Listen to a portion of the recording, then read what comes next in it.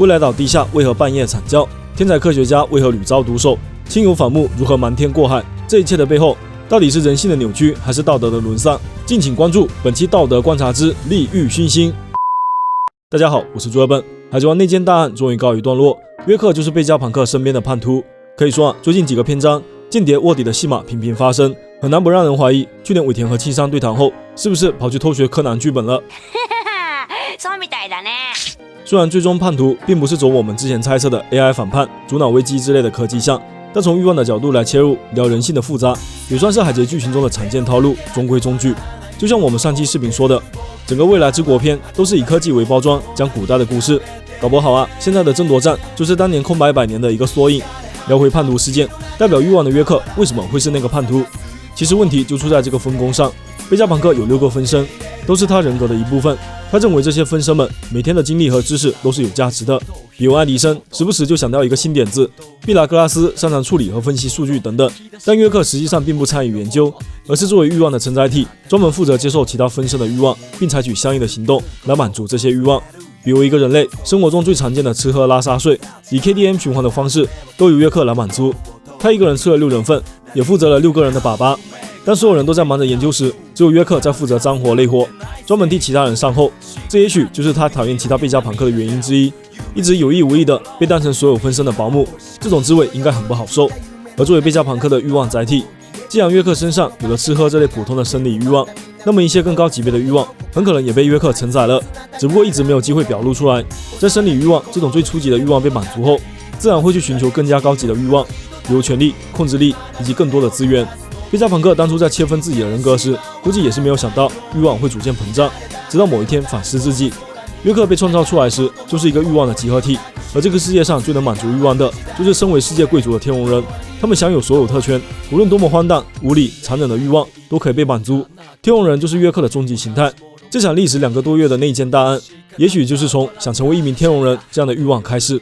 现在看来，约克之所以会用一把朴素的手枪作为武器，其实已经是提前开始适应天龙人的身份了。因为天龙人杀人都是用这样的方式，在未来之国却不用未来武器，看起来也是一种跟本体做切割的表现。而刺激约克诞生这样欲望的，是更早之前贝加庞克在圣地玛丽乔亚的见闻。他与约克的这句对话很有意思：你以前去过圣地玛丽乔亚，你是知道的。可以理解为以前贝加庞克带着这几个分身去过圣地，也可以理解为贝加庞克去过圣地，而分身们则是从本体的记忆里看到的圣地。无论是哪种，可以确定的是，贝加庞克和约克都见过天龙人那种物欲横流、为所欲为的奢靡生活。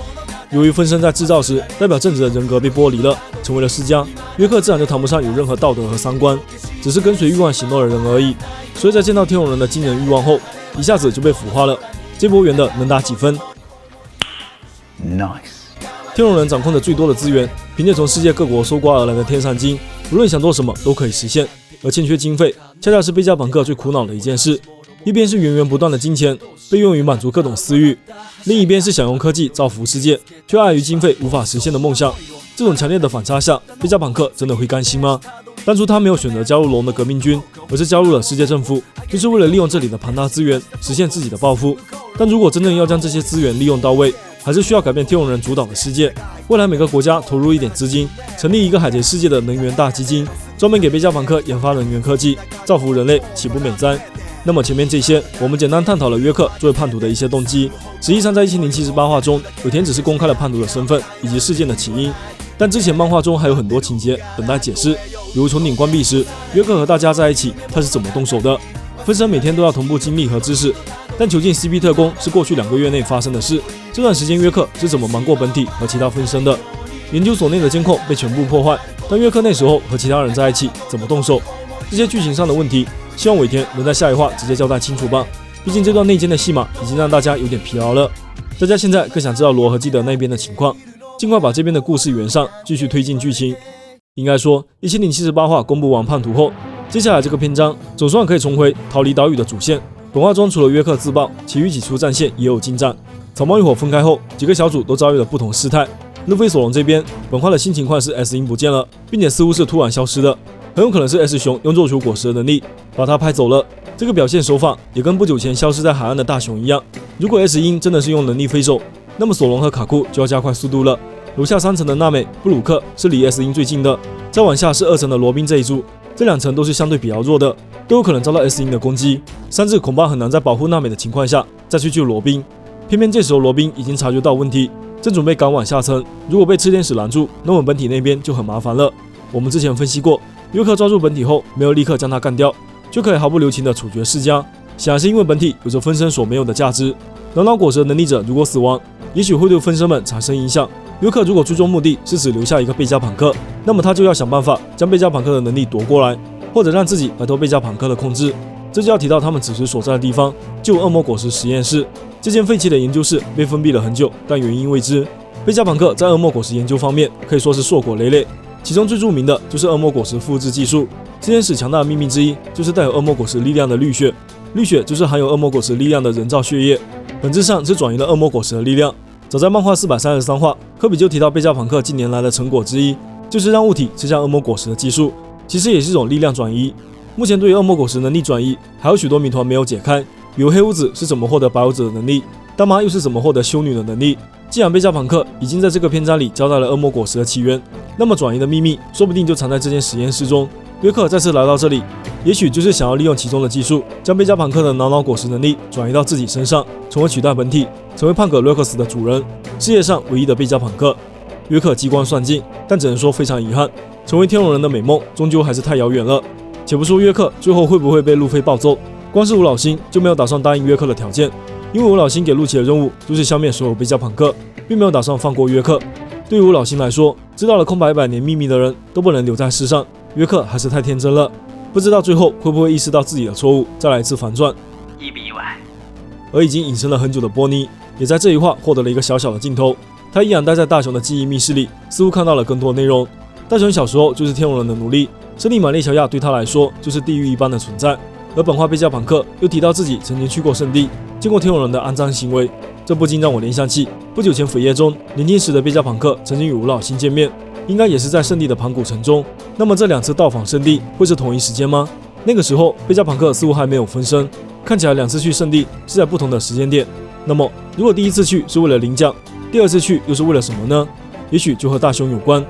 简单捋一下时间线，贝加庞克上一个研究所是在庞克哈萨德，但4年前因为事故而毁灭，随后搬到了弹尖岛。从大雄的记忆出现在弹尖岛这一线索说明，但是我们看到浑身斑带的大雄应该就是在弹尖岛的实验室，并且时间是在顶上战争前，也就是距今3到4年前的这段时间。大雄因为某种原因被捕后，很可能就是贝加庞克去圣地捞人，以实验为名将他带回了弹尖岛，然后开始了和平主义者计划。这整件事的核心其实是为什么大雄会被捕。以他的实力，海军或者 CP 应该很难对他下手，但如果是女儿波尼遭到了威胁，大雄就投鼠忌器了。还记得这个篇章里陆奇放的狠话，强调波尼现在已经没有用了，如果遇到可以杀掉。这句话的另一个意思就是之前波尼是有用的，但现在为什么又没有用了呢？因为那时候大雄已经逃走了。从这个逻辑来看，波尼在很长一段时间都成为了世界政府要挟大雄的人质。现在大雄还在攀爬红土大陆，波尼也还没有走出记忆，这段秘密看来还要再藏几话。再来看其他人，本话战逃王和司徒西的联动，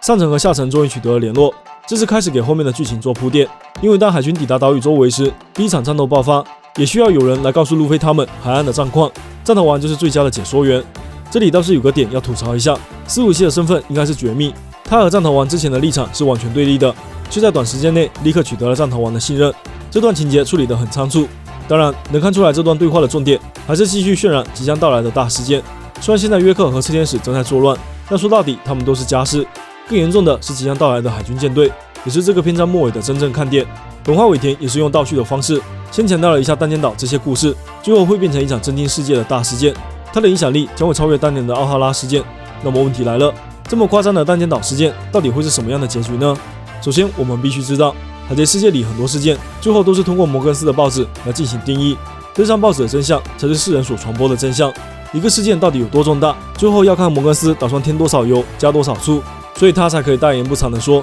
能够撼动世界的人是我。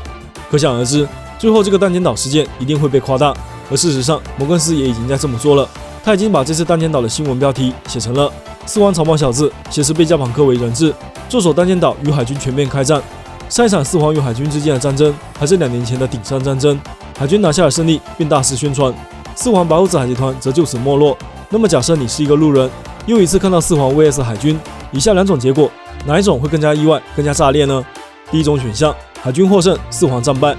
第二种选项，海军败北，4皇获胜。显然，尾田一定会选择最有流量的画法。如果这起单间岛事件的结局要达到震撼世界的效果，最有可能的就是海军战败。在有海军大将以及100艘军舰的强大战力面前，刚刚成为4皇的草帽小子依然取得了胜利，这将是前所未有的事态。路飞的声望将达到新的高度，而世界政府则会进一步衰落。别忘了，现在最终章的大背景是革命军率领的8国叛乱正在世界各地引领变革的火种。萨博和路飞将会在各自的战线上一起对天龙人的世界发起挑战，为最后的那场巨大战争做准备。没错，单间岛事件将会是最后那场决战的导火索，而一切就从海军在单间岛遭遇失败开始。但这就很匪夷所思了，拥有100艘军舰的战力，外加1名海军大将，以及能够控制所有和平主义者吃天使的无老星，到底怎么输？